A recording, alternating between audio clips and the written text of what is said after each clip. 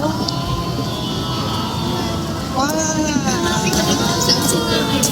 哎呀，佢自己表演啊！應該喺個 CFA 裏面係品種最大嘅，咁佢見到一個長條形嘅身形啦，哇，係啦，咁跟住啦，我哋要求係長嘅身形，喂，難啲，我哋玩，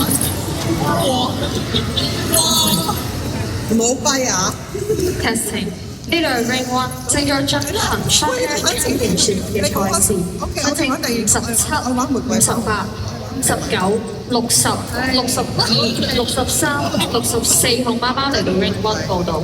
重播一次，申請62、60、19、18、17、64、63號貓貓嚟到 Ring One 報道。咁我哋要求佢嘅嘴呢度係一個正方形啦。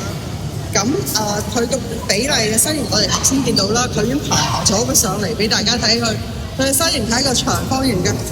你又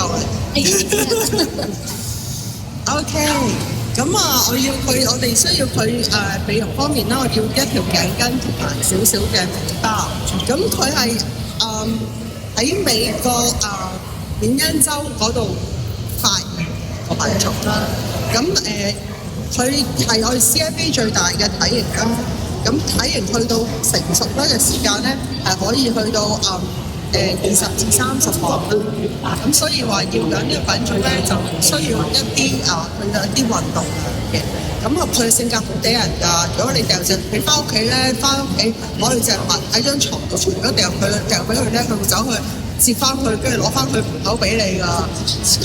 係會同你互動，好似狗仔咁樣性格。見到啦，佢都差唔多出過所有人差。Thank you，thank you。